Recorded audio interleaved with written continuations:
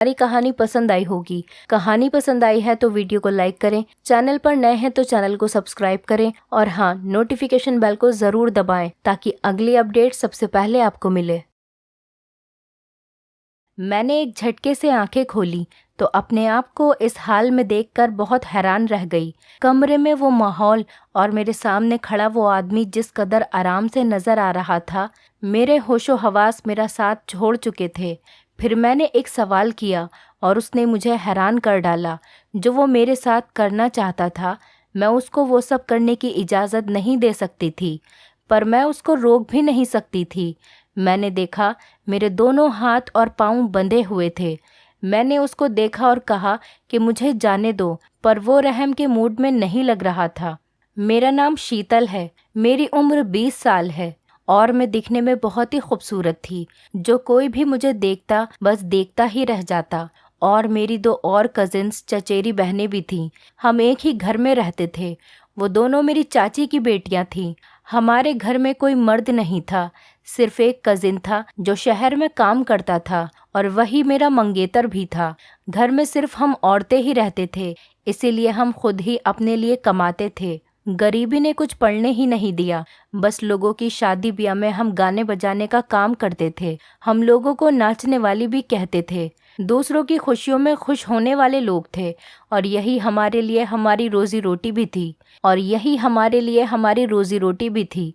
एक दिन हम ऐसे ही एक शादी में नाचने के लिए गए और अपना काम कर रहे थे। बारात के साथ आया हुआ एक लड़का मुझे लगातार ही घूर रहा था और वो शक्ल से ही मुझे बदमाश लग रहा था। हमारा काम सब खत्म हो गया तो हम लोग घर जाने लगे, पर जैसे ही मैं उस व्यक्ति के पास से गुजरी तो उसने मेरा हाथ पकड़ लिया। पहले उसने मेरे गाने की तारीफ की और फिर मेरे चेहरे की तारीफ की और फिर अचानक कहने लगा कि तुम मेरे साथ चलो, मैं तुम्हें खुश कर दूंगा और मुंह मांगी कीमत भी दूंगा। मैंने एक झटके से उससे अपना हाथ छुड़वाया और कहा कि हम गरीब ज़रूर हैं, पर हमारी इज्जत हमारे ही पास है। हम यहाँ रोजी रोटी कमाने आते हैं, पर लगता है तुमने मुझे कुछ और ही समझ लिया है। मैं बहुत गुस्से से बोली थी। वो हम पर हंसने लगा और कहने लगा कि तुम जैसे लोगों की क्या इज्जत होती है, सीधी तरह से मेरे साथ चलो, नहीं तो मैं तुम्हें उठाकर ले जाऊंगा। मैंने उसको एक थप्पड़ मार दिया। वो बहुत गुस्सा हो गया। वो मुझे अपनी गाड़ी की तरफ घसीटने लगा। मैं और मेरी कजिन्स चिल्लाती रहीं। वहाँ पर मौजूद लोगों ने भी हमारा साथ नहीं दिया। वो किसी अमीर बाप का बेटा लग रहा था। मेरी कजिन मेरी तरफ बढ़ी और उसको कहने लगी कि इसको छोड़ो, ये मेरी होने वाली भाभी है। उसने मेरी कजिन को धक्का दिया और वो मुझे घसीटता हुआ अपनी गाड़ी में डालकर ले गया। उसकी नीयत खराब थी। वो मुझे अपने बंगले पर ले गया था और अपने कमरे की तरफ ले जा रहा था। मैं बहुत घबरा गई थी। मैं चिल्ला रही थी, रो रही थी, मदद के लिए आवाज़ दे रही थी, लेकिन शायद उसके अलावा उस बंगले में और कोई नहीं था। अब मुझे खुद ही कुछ करना था। अचानक मेरी नज़र एक भारी फूलदान पर पड़ी। मैंने उसके पास से गुजरते हुए उसे उठाया और उसके सर पर दे मारा। इससे पहले कि वो संभल पाता, मैं वहाँ से भाग उठी। मैं बहुत तेज़ भाग रही थी। मैं अपनी इज्जत बचाने के लिए बहुत तेज़ी से भाग रही थी। मुझे नहीं पता कि वो कौन सा इलाका था। मैं खुली सड़क पर आ गई और एक कार को टक्कर मार दी। कार चालक ने समय रहते कार रोक दी। मेरी जान तो बच गई थी, लेकिन मुझे बहुत बुरी चोटें आई थी। मेरी हालत बहुत ख़राब थी। वो मुझे उठाकर अस्पताल ले गया और जब मुझे होश आया, मैं तब तक अस्पताल में ही थी। वो खुद एक डॉक्टर ही था। उसका नाम राज था। मुझे 2 दिन के बाद होश आया तो उसने मुझसे कहा कि मैं तुम्हें तुम्हारे घर छोड़ आता हूँ। लेकिन मैं घर आई तो मेरे घर वालों का बर्ताव बदला हुआ था। वो लोग मुझे कबूल करने को तैयार ही नहीं थे। उनका कहना था कि अब मैं उनके काबिल नहीं रही और उनके बेटे की इज्जत भी नहीं बन सकती थी। मैं रो रो कर कहती रही कि आप जो समझ रहे हैं मेरे साथ वैसा कुछ भी नहीं हुआ है, मगर उन्होंने मेरी एक न सुनी और मुझे उस घर से निकाल दिया। मैंने देखा वो डॉक्टर बाहर ही खड़ा था। उसने सब कुछ सुन लिया था। वो मेरी तरफ बढ़ा और मेरे घाव अभी भरे नहीं थे।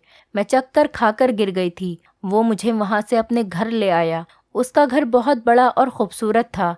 वहाँ उस वक्त कोई नहीं था। उसने मुझे कहा कि यहाँ बैठो, मैं तुम्हारे लिए कुछ खाने को लेकर आता हूँ। मैं उस घर को देखने लगी। उसने मुझे खाना दिया और फिर एक कमरा भी दिखाया कि यहाँ मैं आराम कर सकती हूँ। मैं उस कमरे में आराम करने के लिए चली गई थी। शाम को जब मैं नीचे आई तो डॉक्टर साहब के साथ एक औरत बैठी थी जो बेहद हसीन थी। शायद उनकी बीवी थी। डॉक्टर साहब पहले ही मेरे बारे में उन्हें सब कुछ बता चुके थे। वो मेरी तरफ गौर से देखकर बोली, तो ये है शीतल। और उन्होंने अफसोस भी जताया कि मेरे साथ ये सब कुछ हो गया। वो बहुत अच्छी लग रही थी। मुझे वहाँ रहते हुए अभी 2 दिन ही हुए थे कि उन्होंने मुझे कोई ज़रूरी बात कहने के लिए बुलाया। मैं भी उनसे कुछ कहना चाहती थी। उनके बोलने से पहले ही मैं बोल पड़ी कि मैं कोई काम करना चाहती हूँ। मैं अपने घर वापस नहीं जाना चाहती थी। वो अपने घर में नौकरानी ही रख लें, मुझे कोई वेतन नहीं चाहिए था। मैं बस वहाँ रहकर उनकी सेवा करना चाहती थी। डॉक्टर साहब की बीवी नेहा अचानक हंस पड़ी, जैसे मेरी मासूमियत पर हंसी आ रही हो। और फिर उसके बाद उन्होंने जो कहा, मैं हैरान रह गई। हम तुम्हें नौकरानी नहीं बल्कि इस घर की रानी बनाना चाहते हैं। मेरा मतलब है कि मैं चाहती हूँ कि तुम्हारी शादी राज से करवा दूँ। इस तरह तुम्हें रहने के लिए जगह भी मिल जाएगी और सुरक्षा भी। उनकी बात सुनकर मेरे पैरों के नीचे से तो ज़मीन ही निकल गई। मैं हैरान ही रह गई। मुझे उनकी बात पर यकीन नहीं आ रहा था, पर वो मजाक नहीं कर रही थी। जब उन्होंने कहा कि कल तुम्हारी शादी के लिए जोड़ा लेने जाएंगे तो मैं एकदम से चौंक गई। फिर मुझसे मेरी मर्जी भी पूछ रही थी। मैं किस तरह इनकार कर सकती थी। वो मुझ पर एहसान नहीं कर रही थी, पर मैं इनकार करती भी तो क्यों। मेरे अपनों ने तो बिना सच्चाई जाने ही मुझसे अपने सारे संबंध तोड़ दिए थे। उनसे तो ये गैर ही अच्छे थे जो मेरे लिए इतना सब कर रहे थे।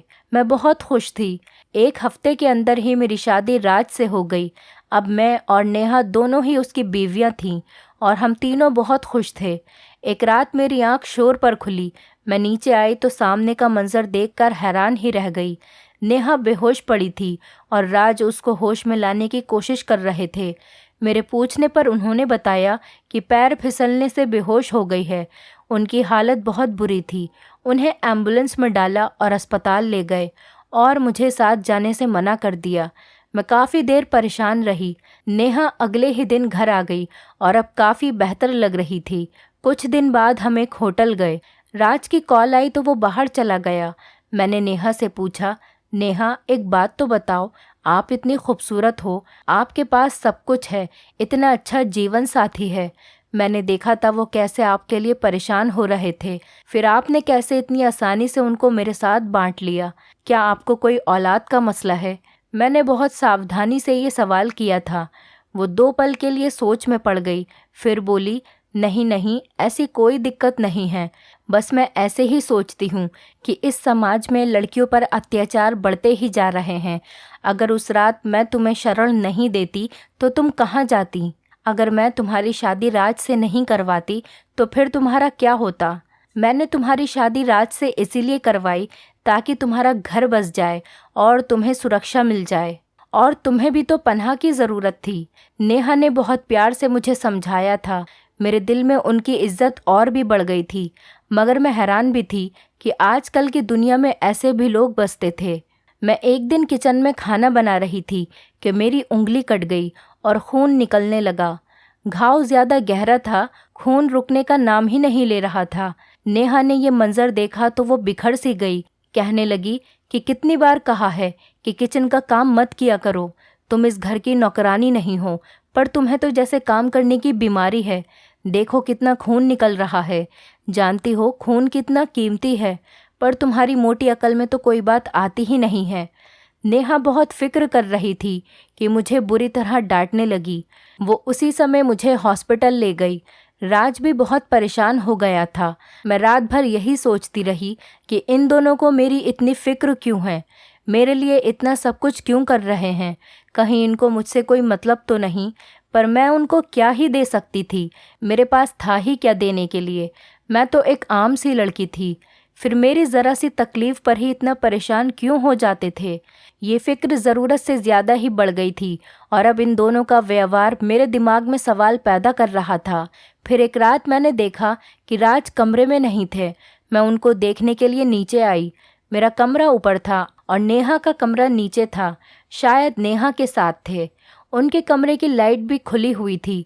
मैं वहां से जाने लगी और उनकी बातें सुनकर रुक गई, कान लगाकर सुनने लगी। नेहा चिल्ला रही थी, राज, तुम्हें उस लड़की की ज्यादा परवाह है या मेरी? जवान लड़की को देखकर नियत बहक तो नहीं गई तुम्हारी? जो काम तुम्हें करना था वो अभी तक हो जाना चाहिए था। तुम हो कि रोज एक नया बहाना बना रहे हो। तुम्हें नहीं पता है कि ये सब हमारे लिए कितना ज़रूरी है? क्या यहाँ कोई मजाक चल रहा है? हमेशा बहुत प्यार से बोलने वाली नेहा आज पूरी तरह से चिल्ला रही थी कि मैं ये सब कुछ जानती हूँ।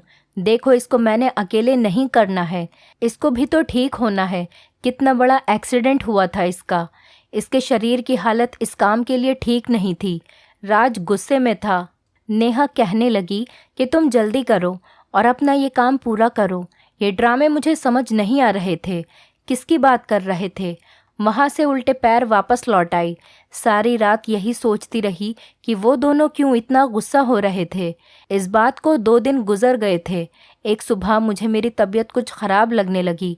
मुझे अंदाज़ा हो चुका था कि मैं माँ बनने वाली हूँ और मुझे मेरी माँ की कुछ बातें याद आने लगी थी।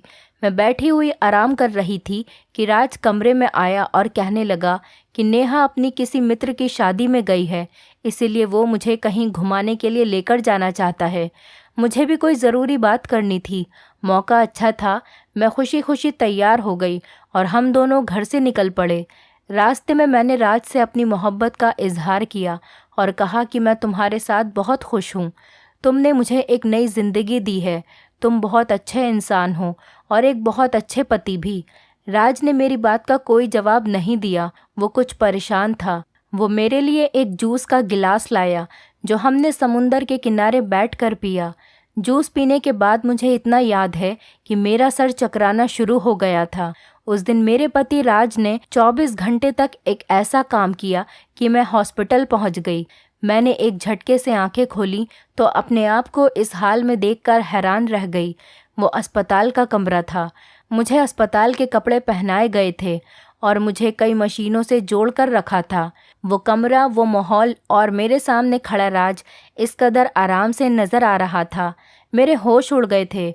मुझे कुछ समझ नहीं आ रहा था कि मैं वहाँ क्यों, और वो भी इस हाल में। फिर मैंने एक सवाल किया और उसके जवाब ने मुझे हैरान कर डाला। मैंने उससे पूछा कि मैं यहाँ क्यों हूँ और क्या कर रही हूँ। तो राज ने कहा कि तुम्हारा एक ज़रूरी ऑपरेशन होने वाला है। राज ने इतना कहा और अपने काम में व्यस्त हो गया। वो कोई औजार साफ कर रहा था। मैंने उससे पूछा कि कैसा ऑपरेशन? मैं चिल्लाने लगी क्योंकि मैं बहुत डर गई थी। तो राज ने कहा कि मैं तुम्हारे दिल का ऑपरेशन करना चाहता हूँ। और मेरे साथ लेटी हुई मरीज के चेहरे से जब पर्दा हटाया तो मेरे कदमों तले से ज़मीन ही निकल गई, क्योंकि कोई और नहीं, वो नेहा थी। मेरी सांसें तेज़ हो गई थीं। मशीन की आवाज़ तेज़ होने लगी। जो वो मेरे साथ करना चाहता था, मैं उसे उसकी अनुमति नहीं दे सकती थी, पर उसे रोक भी कैसे सकती थी। मैंने देखा कि मेरे दोनों हाथ और पाँव उसने बांधे हुए थे। मैंने उसको कहा कि मुझे जाने दो, लेकिन वो रहम के मूड में नहीं लग रहा था। मैं बहुत घबरा गई थी। राज ये देखकर परेशान होने लगा कि मेरा ब्लड प्रेशर बहुत तेज़ी से बढ़ रहा था और शायद ये अच्छा नहीं था। वो मुझे रिलैक्स रहने को कहने लगा। मैं ज़ोर से चिल्लाई कि मेरे साथ क्या होने वाला है। राज ने मुझे सब बताने का वादा किया और कहा कि देखो, मेरी बीवी बहुत बीमार है। अगर जल्दी उसका दिल नहीं बदला गया तो वो मर जाएगी। उसके लिए दिल खरीदने की मेरी औकात नहीं, और अगर दिल मिल भी जाता तो भी मुझे किसी ऐसे इंसान के दिल और खून की ज़रूरत थी जिसका ब्लड ग्रुप ओ पॉजिटिव हो, जो करोड़ों में से किसी एक का होता है। मैं तो उम्मीद हार बैठा था, पर जब उस रात मेरी कार से तुम टकराई, मैं तुम्हें अस्पताल लेकर आया, तुम्हारा टेस्ट करवाया, तो मैं ये देखकर हैरान रह गया। तुम्हारा ब्लड ग्रुप और नेहा का ब्लड ग्रुप एक ही था। फिर मैंने तुम्हें हासिल करने के लिए तुमसे शादी की और आज मैं तुम्हारा दिल और खून निकाल कर अपनी बीवी में डालने वाला हूँ, ताकि वो एक नई ज़िंदगी जी सके। मगर अफसोस ये है कि सब कुछ करने के बाद तुम जिंदा नहीं रह पाओगी। राज ने मुझे सारी बात बताई और ये सुनकर मेरे कदमों के नीचे से ज़मीन ही निकल गई। ये लोग मुझे इस्तेमाल कर रहे थे। इतना बड़ा धोखा दिया मुझे, मेरी जान लेना चाहते थे। इसीलिए इनका मेरे साथ ये बर्ताव, ये प्यार, सबके पीछे इनका अपना ही मतलब था। अब तो मैं उनके जाल में बुरी तरीके से फंस चुकी थी। उस समय उनकी मीठी मीठी बातों में आ गई थी। मेरी हालत बहुत ख़राब होने लगी थी। मुझे डर लग रहा था। राज कहने लगा, मुझे माफ़ कर देना, मैं बहुत मजबूर हूँ। वो मुझे इंजेक्शन लगाने लगा, जिसके बाद वो ऑपरेशन शुरू कर सकता था। मैं एकदम से चिल्लाई, राज, तुम लोगों ने मुझे धोखा दिया है। मैं तुम्हें कभी माफ़ नहीं करूँगी, और हमारी आने वाली औलाद भी। आज तुम एक नहीं 2 जान लेने वाले हो। हम दोनों तुम्हें कभी माफ़ नहीं करेंगे। मेरे मुंह से ये सुनकर वो हैरान रह गया था। मैंने आंखें बंद कर ली और बेबसी से रोते हुए कहा था। मेरी आंख खुली तो मैं अपने कमरे में थी और बिल्कुल ठीक थी। कमरे का दरवाज़ा बाहर से बंद था, मगर उनके झगड़ने की आवाज़ मुझे यहाँ तक सुनाई दे रही थी। नेहा चिल्ला रही थी कि राज, तुम्हें इसके साथ ये सब नहीं करना चाहिए था। मैंने मना भी किया था कि तुम मुझसे दूर रहना। तुमने मुझे धोखा दिया। तो राज कहने लगा, देखो नेहा, जो भी हुआ उसे भूल जाओ। वो मेरे बच्चे की माँ बनने वाली है। अभी उसके साथ मैं ऐसा कुछ भी नहीं कर सकता जिससे मेरे बच्चे की जान चली जाए। नेहा, बस 7 महीने की ही तो बात है। हम बच्चे को 2 महीने पहले ही डिलीवरी करवा लेंगे। फिर तो वैसा ही होगा जैसे हमने सोचा था। राज ने उसे तसल्ली दी। नेहा कहने लगी कि मेरे पास 7 महीने नहीं हैं। क्या तुम बच्चे के लिए मेरी जान खतरे में डाल सकते हो? राज, बच्चे हमारे भी हो सकते हैं। नहीं नेहा, तुम बच्चा पैदा नहीं कर सकती। तुम बांझ हो। मैंने ये बात तुम्हें नहीं बताई थी कि तुम और ज़्यादा परेशान हो जाओगी। उसके पास मेरी औलाद है। हमें 7 महीने का इंतज़ार करना ही होगा। राज ने अपना फैसला सुना दिया और वहाँ से चला गया। मैं सोचने लगी कि अब मेरे साथ क्या होगा। ये मुझसे मेरा बच्चा छीनकर मुझे मार डालेंगे। मैं बहुत डरी हुई थी। नेहा 7 महीने का इंतज़ार नहीं करना चाहती थी। उसने एक दिन रात से चोरी छिपे मुझे बेहोश किया और किसी दूसरे डॉक्टर को रिश्वत देकर मेरा ऑपरेशन करने को कहा। वो मुझे अस्पताल ले गई और ऑपरेशन शुरू हो गया। आखिरी वक्त पर राज वहाँ पहुँच गया। वहाँ डॉक्टर से हाथापाई होने के बाद राज ने मुझे तो बचा लिया, मगर नेहा का ऑपरेशन शुरू हो चुका था। इसीलिए बीच में मसला होने की वजह से उसको बचा नहीं सका। वो मुझे वापस घर ले आया। नेहा के अंतिम संस्कार के बाद राज कई दिन तक बहुत उदास रहा। अब मैं भी उनसे दूर जाना चाहती थी, पर राज मुझे जाने नहीं दे रहा था। और एक दिन वो मेरे कदमों में गिरकर मुझसे माफ़ी मांगने लगा। अपनी औलाद का वास्ता दिया। मैंने उसको माफ़ कर दिया। मेरे पास इसके सिवा कोई दूसरा रास्ता नहीं था। मैं जाती तो कहाँ जाती। भगवान ने हमें 2 जुड़वा बेटियां दी। राज को माफ़ करना इतना आसान नहीं था। वक्त के साथ साथ सब कुछ बदल गया था। आज हमारी ज़िंदगी बहुत अच्छी गुजर रही है। मैं बस इतना ही कहूँगी कि सब लोग एक जैसे बुरे नहीं होते, वैसे ही सब लोग अच्छे भी नहीं होते। लोगों को पहचानना सीखें, वरना आप भी मेरी तरह धोखा खा सकते हैं। दोस्तों, उम्मीद करती हूँ आपको हमारी कहानी पसंद आई होगी। कहानी पसंद आई है तो वीडियो को लाइक करें, चैनल पर नए हैं तो चैनल को सब्सक्राइब करें और हाँ, नोटिफिकेशन बेल को ज़रूर दबाएं ताकि अगली अपडेट सबसे पहले आपको मिले।